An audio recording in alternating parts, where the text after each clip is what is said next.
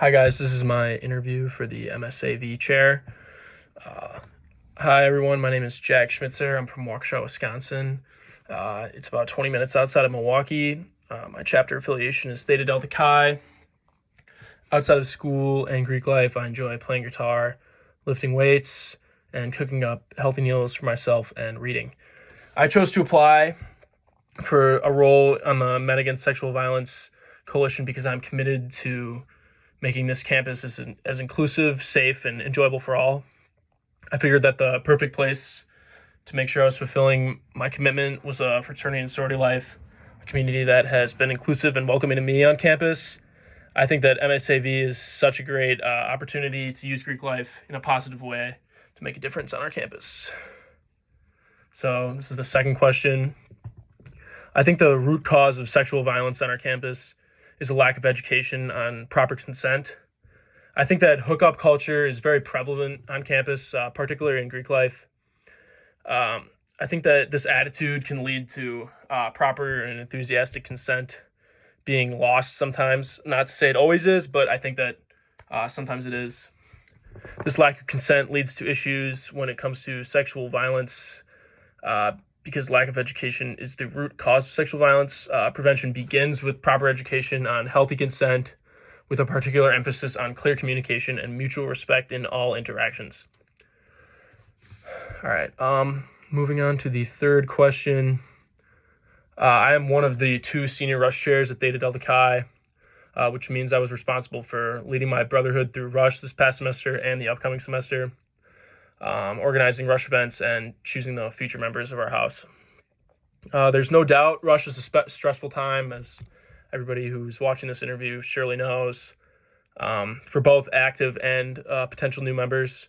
One thing that I really think I did well to help reduce stress and what was effective from a leadership perspective was during our weekly meetings chapter as a brotherhood, to get everybody's perspective an opinion on how rush was going straight to me.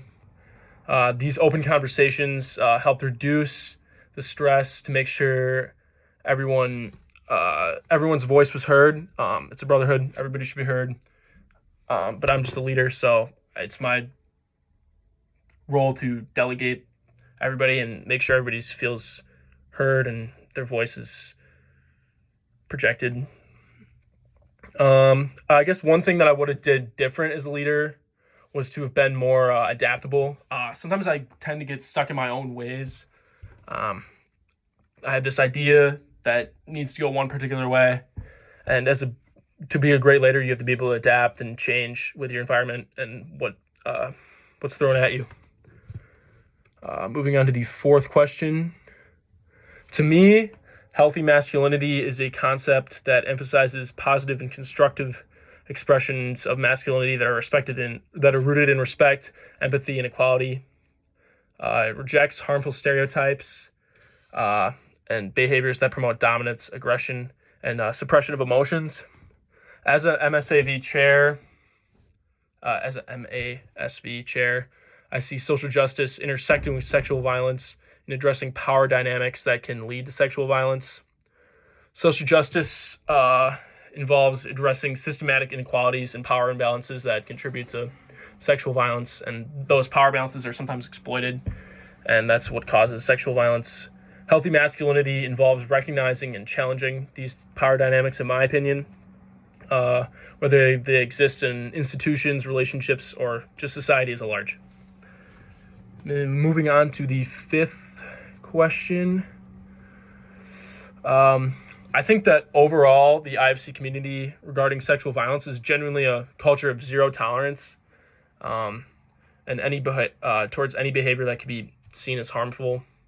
I think that most fraternity men, know that sexual violence has no place in our campus, but that does not mean that it's necessarily zero and everybody follows this ideology. I think that people slip through the cracks, and there are mistakes made.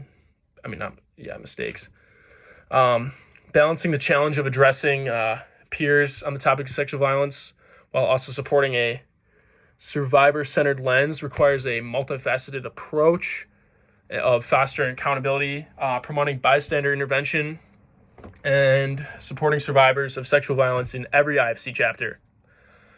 These 3 pillars need to be ingrained in every fraternity house on campus so we can hold each other accountable while also being a place where survivors feel supported, feel safe and supported.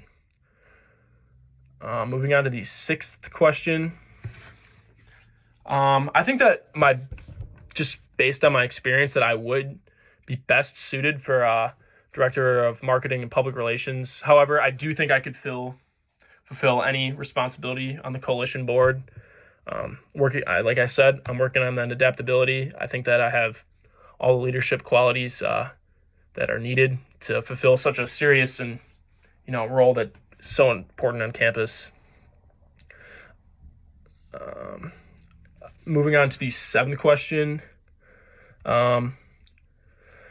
I talked about this in my application, but I've really worked to promote a culture of consent within my chapter where people are being held responsible for their actions. I think that the biggest takeaway from these experiences is that talking directly at someone is ineffective. I think that the best way, especially in a fraternity environment where it's a brotherhood and, we're all friends here, right? Is to make sure people open up a dialogue about what proper consent is, what consent looks like.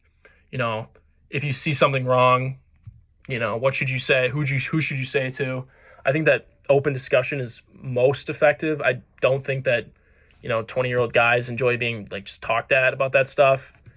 I think that discussion opens up the possibility for people seeing what they did was wrong, or why sexual violence is absolutely zero tolerance. There's no place for it on our campus, especially in fraternity life. So that's my interview. I appreciate it, guys.